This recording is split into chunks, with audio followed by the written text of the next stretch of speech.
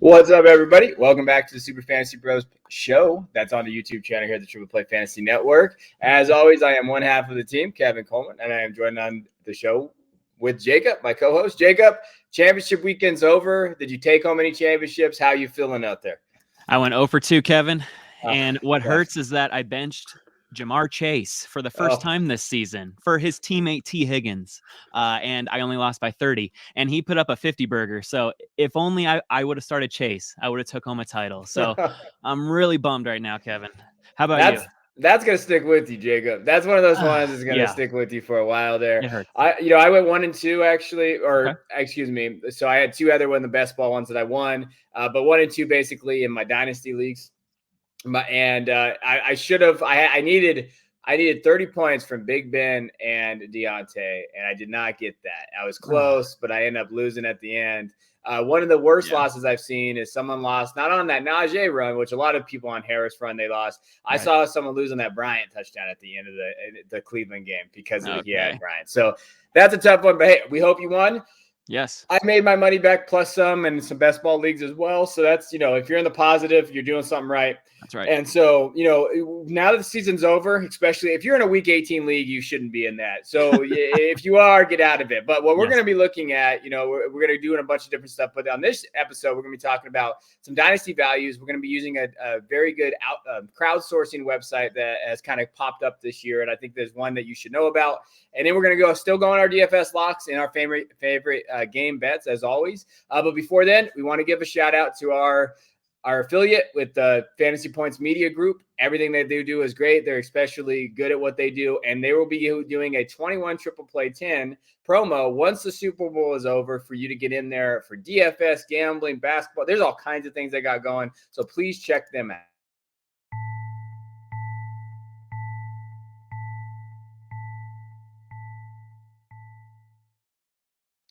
All right, let's dive into this then. So what we're going to be looking at in today's show and essentially going over is we're just going to be looking at some offseason dynasty values right now and kind of talking to you guys about what we see. And I think for this first episode, in terms of what we're trying to look at with the offseason, and I think what is important is looking at the rookies. So we're going to be looking at kind of the rookies and where they've kind of landed. Now, if you don't know what this is, it's called Keep Trade Cut. And what it is, it's a crowdsourcing. So you'll see it right there. So basically, is Dynasty Fantasy Football Rankings crowdsource the current market value. So basically, they go through there. If you go to this website, they'll ask you questions based on the values. Where's everybody at? And it basically crowdsources it. Now, the one reason why I like this website is because it really shows you kind of like the market of Dynasty. The Dynasty market's pretty small. And so this does show you kind of where people value players. But for me, what I'm using this as is kind of like a trade value, basically almost like a trade value, like who can I get, where are they at, and the tiers that they're in. So like I wanted us to look first of all at like the top 20. So you'll see the top guys you see on the screen there. You got Chase, Harris, Pitts, Williams, all the bigger guys. One name that's really popped up, and the thing that you'll see is a 30-day trend over here on this side is Amon-Ra St. Brown has found himself into the top 15 now of rookies. And for good reason. We've seen him put up these wide receiver run numbers. We've seen all that. And then you kind of go down and you're looking at Zach Wilson, Rashad Bateman, Rondale Moore, Freiermuth. And then the round out the top 20 is Kadarius Toney. Just based on these overall rankings, the one thing I want to ask, I was going to ask Jacob about was like, hey, we've seen Javonte be very high. He was even number 2 overall running back before last week. We've seen him go that high in terms of this calculator. Who would you rather have right now, Najee Harris or Javonte in Dynasty? Now, that's an extremely tough choice because both are dealing with unknowns at quarterback next year. All right, I don't think that the Broncos retain Bridgewater. I don't think that Locke is it. I'm sorry. He's not. He's not it. So the Steelers, Big Ben's not going to be there. Teddy Bridgewater isn't going to be there for the Broncos. So it's like these two RBs are left quarterbackless, but we know that they're going to be the RB1 on their team. So for me, I'm going to go with the better offensive line. And me being in Denver, I have seen this offensive line gel, and they have gotten better as the season progresses. All right. And they got some dudes on that line, some nasty dudes who know how to run block. Now, pass blocking is an issue, but when it comes to running back, you need those run blocking dudes. And so I'm going to lean on Javonte Williams because I think that Javonte is a 3-down workhorse back, and he has the talent. He has the stiff arm. Like, he is in that Chubb, Derrick Henry category when it comes to breaking tackles and stiff arming. And I know that Najee isn't far behind. It is close, but I will lean on a Javonte Williams. And I think that's a fair answer, right? Like, to me, I think Javonte is a better long-term option than Najee Harris. Yes. Like, and I've already kind of talked about that. Now, I know Harris. Hey, you know what? In PPR formats, Harris finishes running back 3. So when we're talking about that, but he's gotten the volume. I truly believe if Javonte would have got the full volume this year, then we're still looking at the same type of runner, especially because Javonte finishes running back 15 and he didn't get the volume. He didn't get the share, split. right? So it was split. So if you see that now, my one worry is if Melvin Gordon comes back, which, listen, who knows, right? Because who knows if he can come back on a cheaper deal, you think the Broncos bring him back? I don't, just because Melvin Gordon has gone on record to say that Denver just hasn't welcomed him. Like, ever since that he has gotten here, like, Denver fans hasn't really embraced him with open arms. All right. And we love Javonte Williams out here. All right. We want Javonte. All right. He is our dog. So I don't think that Melvin feels wanted here. I think he will take a cheaper deal on like a better team or like a team that has better prospects. So I don't think that Melvin signs back. I think that the Broncos let him go and draft a running back in like the 3rd, 4th, or 5th round.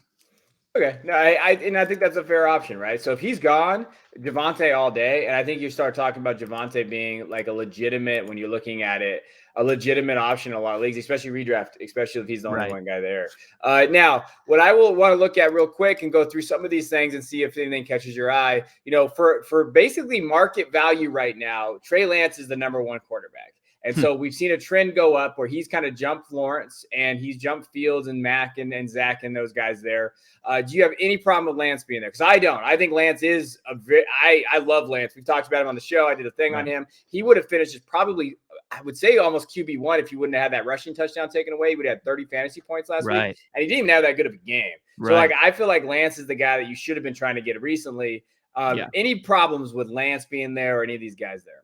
I have absolutely no issue just because of who is his head coach. It's Kyle Shanahan, all right? And he is an offensive genius. He is a running genius, all right? And the Niners are a running team when they're not throwing the ball to Debo, but they're even handing the ball off to Debo. So, Trey Lance is going to get a lot of rushing attempts next year, all right? Like, they're forcing the rushing attempts at least last week for Trey Lance just because, like, Trey Lance, I don't think he's ready. I know that he's been there all year, but, he was thrusted into the starting role when Jimmy G went down.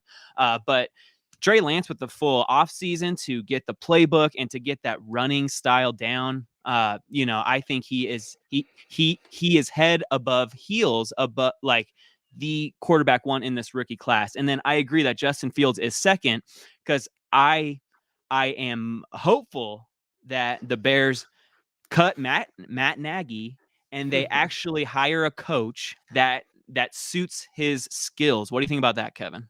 No, I think so too. I think Fields is 2, and I really do that. And I really think that this is actually a correct standing for how I would have him ranked right now. In my opinion, you got Lance with the upside. You're going to be there, rushing attempts. And yeah, if he would have scored that touchdown last week, he's QB4.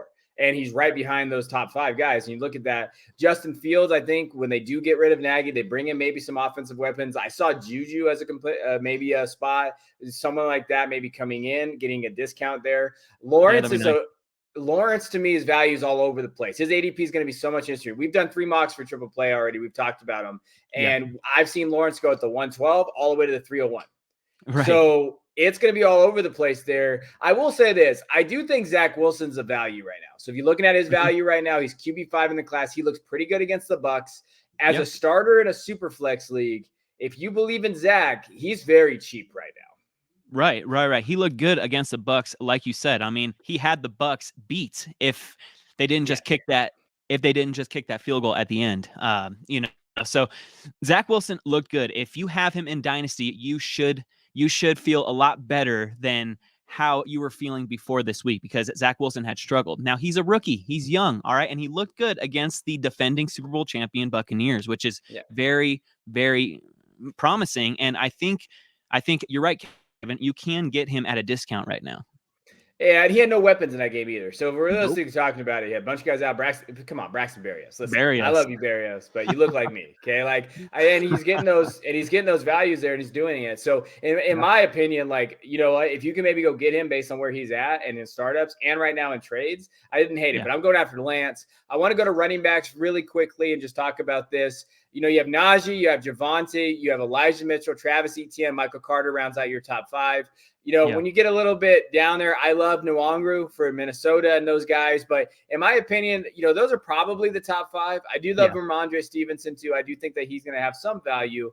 But I think, to me, Travis Etienne is a value, right? Like, at that spot, I mean, realistically, Etienne should be a top 3 guy. Yeah, especially with James Robinson going down with that injury. Elijah Mitchell, to me, is kind of a surprise at 3. I know he's had a spectacular season. It's just that if you know the San Francisco offense, I mean, they like to rotate 3-stud to RBs. They've just been dealing with injuries this year. Like, it would have been like the Mostert and Elijah Mitchell show, and with like some Jeff Wilson mixed in. I actually think that Elijah Mitchell is a sell high. Oh, yeah. No, I actually agree with you. Like, I really do. Like, looking at this where they're at, and, you know, if Elijah's running back 3, I don't mind selling it because, you know what? I made a joke recently on Twitter. I said, I can't wait for, you know, San Francisco to draft Brian Robinson from Alabama. Right. But it's true. Like, you just don't know where those guys are going to go into. If I could sell Mitchell for ETN plus, I'd do it right now. Yes. Like, if I could do that, that's based on the calculator, right? Now, they're close in tiers. So when we look at this, they're obviously close. But if you could do that, that's what this is for. Like, okay, where can I kind of reach? Where can I go? Those guys. We'll do wide receivers. We don't really need to do tight end. We know Pitts is 1 and Freiermuth is probably 2 there. When you look at wide receivers, so if you're talking about this, you got Jamar Chase, Waddle, Devonta, Elijah Moore, Amon, Rashad Bateman, Moore, Tony, Collins, Palmer. So you're looking at the top 10 there. I think the one guy that's valued way too low is Rashad Bateman, in my opinion, at wide receiver 6. I think Rashad's going to have a good year next year. I think that they can kind of group them together there. I do think that him and Brown can compete in those other areas there. I think I would rather have Rashad more than Amon-Ra. And the one reason why is because I think that Detroit's going to bring in some weapons. They're going to get Swift and Hawkinson back. I do think that Amon-Ra is going to take a step back. Now, I like Amon-Ra, but I've been on record of saying sell Amon-Ra. If you can do that, get Rashad Bateman plus something, a draft pick, whatever, I would probably move him. Yeah, I absolutely think that the top 4 is right with Chase, Waddle, Smith, and Moore. And then, yes, I would want Bateman over St. Brown as well, just because with a better offense. Hollywood running down the sideline and Bateman's wide open in the middle of the field all day. You know, I think like his value is at 6 just because Lamar Jackson hasn't been in the game. All right. We've seen that chemistry, and I'm definitely going to try to buy low on Rashad Bateman and hoping he doesn't have like a huge game this week, just so that his value stays at that 6 range. And, you know, and I'm going to give a hot take real quick. I might want Elijah Moore more than Devonta Smith.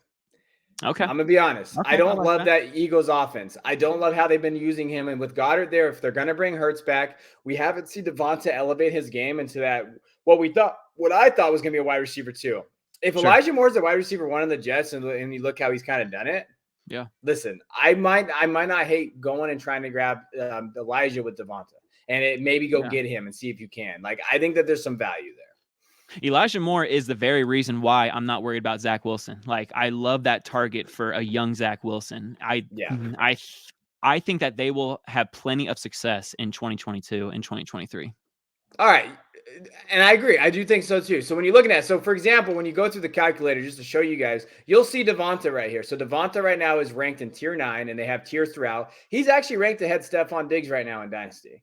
He's actually, you know, and so this is a good a volume trade. So like DJ Moore, Devonta, who would you rather have? You'll see that he's kind of in tier 10 and he's going down based on quarterback play, those type of things. So when we look at it and we're trying to, from that perspective, I think this is a good kind of value there. So we want to give you a couple guys that we like based on where they're at in Dynasty right now and their values. And so for me, one of the guys that I really, really enjoy that I think that I've actually already kind of traded for him, and that is going to be Juju. So Juju Smith-Schuster. And again, if you think I'm an idiot out there, or if Jacob, thinks I'm an idiot or whatever, we'll talk about it. But the thing about Juju is people forget that he's still 24 or 25. He's going 25. He's wide receiver 38 based on this calculator. So you'll see him here. The thing is, he's around Brandon Cooks, Michael Thomas, Cortland Sutton. He's behind Kareem Hunt, Noah Fant, Mike Williams. I would rather have Juju Smith-Schuster than Mike Williams. Unless Absolutely. Mike Williams stays in that wide receiver 2 role, then I could maybe see an argument for the opposite. But to me, Juju is basically being just forgotten about. And here are some trades that I've seen him go recently. And this is obviously Dynasty, so they were moving him. He went straight up for KJ Osborne. And if that was the case, you should have smashed that one. Yes. I actually traded for Juju. So I traded Tony. What was it? It was Kadarius Toney. And I believe it was a third for Juju and 2 seconds. I got 2 seconds plus Juju for Tony and those guys. So if you're doing that, I think Juju right now, based on where he's going, because I'm going to go free agency. Hopefully he gets there. He can go somewhere. I think he's a super, super big buy right now based on his value on this calculator. Like you said, he's only 24 years old and he has a shot at picking which team to go to. All right. So, I mean, I absolutely see him as a buy low, and I bet you can grab him for that cheap. And that's crazy that you got him for a Tony and, a 3rd round pick. Oh my God, man, all day and 2 seconds. That's all day, my man. All day. All right. Who's your guy? All right. I'm going with Jordan Love. All right. The backup quarterback for the Green Bay Packers. Earlier in this season, it was a foregone conclusion that Aaron Rodgers was leaving Green Bay after this season. All right. The relationship between Aaron and the front office was in complete disarray with no signs of reparation. All right. Which meant that Jordan Love was going to be the de facto starter in 2022. Yeah. All right. So that made it hard to trade for Jordan Love, knowing that he was going to be the starter next season. All right. But with the latest reports that Aaron Rodgers' relationship with the Green Bay Packers improved and that Green Bay wants him back in 2022, I think that now is your chance to gamble and trade for Jordan Love on the cheap. All right. I admit this is a huge gamble, but great dynasty teams have to swing for the fences sometimes. And worst comes to worst, if you trade for Jordan Love on the cheap, at least you know that he has an excellent shot at starting in Green Bay in a year or two, as Aaron Rodgers is 38 years old and does not have the same diet plan as Tom Brady. Yeah, and who knows what's going to happen to Aaron, and there it could go a lot of different ways. Like, to me, the way to get Jordan right now is just to throw in on deals, right? Like, just give me a throw in, hey, add Jordan Love. Okay. Sure. Like, and that's kind of how that I would do it. If you're looking at the calculator, which I wanted to make sure we do, is just, hey, he's really going as QB 25 right now. He's 23 years old. I have a Jordan Love video on the Triple Play. Yep. I did it a while ago before the season, but you can look at it. There's a lot of the highlights for him. And you know what? He's going behind Baker, and Baker's one of those guys that's really struggling right now. Right. And so when reality is, where could you get him at? And I think this is a good barometer of where he's going in terms of their quarterbacks wise. He's not bad. They're going to give him a chance. And so if you solidify that role, when you do strategy, the thing that sets players apart and managers apart to me personally, and one way I'm going to do a strategy is like, you got to predict those breakouts. It takes a little bit of risk, but you got to look for ahead. Like, hey, strategy, where are those guys coming from? Don't be behind. Don't chase points, and don't chase last year's points. That's one of the reasons why Kupp, I'm going to be a little nervous about drafting Kupp where he's at. I don't want the Kupp this year. I want the Kupp that was last year that broke out. Who am I going to find in rounds 4 through 9 that's going to do that? Love's another guy, too, especially dynasty-wise, where you can maybe get him. And Juju's one of those guys. Let's say Juju has a wide receiver 2 like season next year, wherever he goes. You just capitalize on his value because you're trading for a wide receiver 5 or 6 right now in terms of value. Right. I absolutely agree. All right. So, that is the keep trade cut calculator. I definitely would take a look at it. Make sure that you have it on there. We'll do more of these. We'll just kind of look through guys. Wanted to make sure we go through rookies, and I wanted to make sure that we went through some of our sleepers there. But before we get out of here, let's talk about DFS locks of the week, our lock of the week, each one of us. Who do you got? All right, Kevin. I got Elijah Mitchell at the Los Angeles Rams at 6,000. All right. Going back to the well after Elijah Mitchell delivered last week with 130 total yards and a score on 23 touches. All right, the Los Angeles Rams present a more difficult matchup this week, but any starting running back on the run-heavy San Francisco 49ers that is guaranteed to get 20 to 25 touches is well worth that $6,000 price. All right, somehow Elijah Mitchell is 18th on the DraftKings running back list in terms of price. He is behind guys like Saquon Barkley, AJ Dillon, Rashad Penny, and Damian Harris. I like all those backs, but Elijah Mitchell definitely has the safest floor with one of the highest upsides. All right, so I would fire up Elijah Mitchell in DFS and build around him. And he's growing, right? And they gave him that opportunity even with Lance there. So I do think that there is some positive aspects there. So yeah, no, I agree. As long as he's healthy and he's going there, I think in DFS that's a face play. I saw that price too, and I was like, you know what, that's a good price. Like if you can smash that at that price, you go. I think you and me had the same mindset here with what team it was. We just went in a different direction. And I went Brandon Ayuk. And I think part of it is because I believe that they're going to shade Debo's side. They're going to do a lot of things with that. Ramsey and those guys are there. At 5,600, I feel like that's a pretty good price. You can't really pass that up. Last game, he had 94 yards. He had 6 targets, 4 catches. And, if you would have scored a touchdown, we're talking about a low-end wide receiver 1 for fantasy purposes, but you're still looking at a pretty good production and target-wise. I think Ayuk could have a big game this week. And I think it's one of those things, too.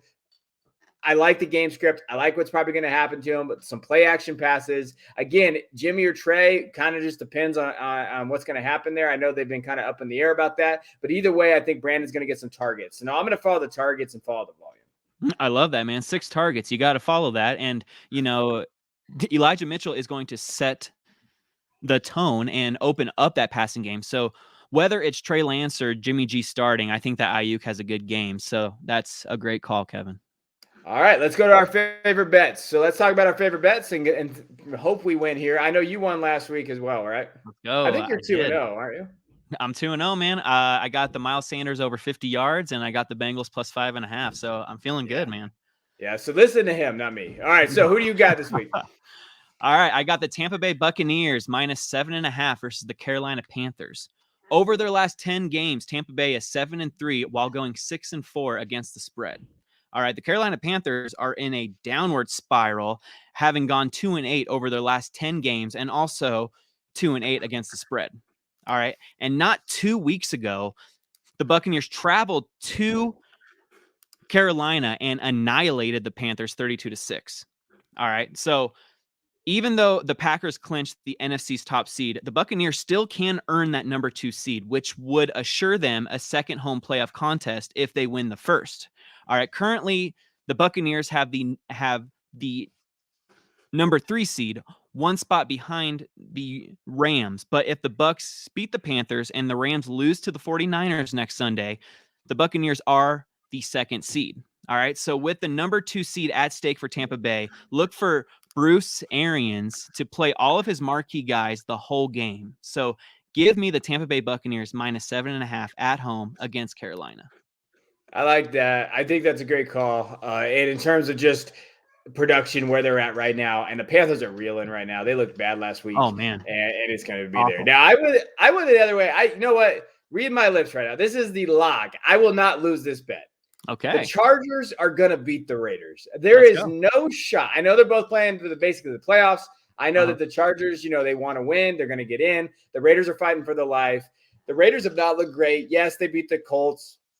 I didn't think that was a great game. It was what it was. I don't see the Chargers losing this game. I think the Chargers can win this game.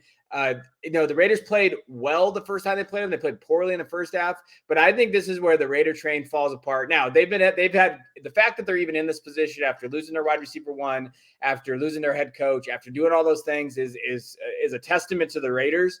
Yeah. I don't see how Herbert can lose this game at minus 2.5.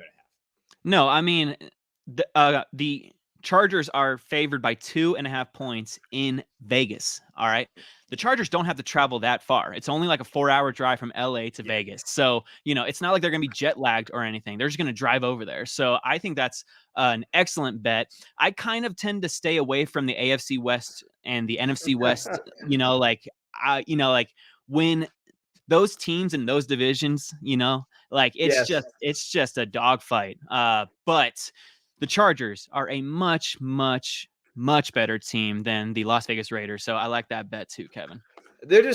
I'm just going with talent based on where Yeah. they're at. I think the quarterback's better. I think their defense is better. I honestly think that everything is. I don't know how the Raiders have gotten this far. So give me the Chargers over that. So Yeah. I hope you guys appreciate the show. Basically, just went over off-season dynasty values. We went through the DFS locks, our favorite bets. As always, please hit that subscribe button. It helps us out here. We're growing really well, and we really appreciate everybody out there. But we always forget to say it. Hit that like button, subscribe button. Let us know what you think. And anytime you watch us, we really appreciate it. So until next week, we'll be here next week. We'll see you guys next time.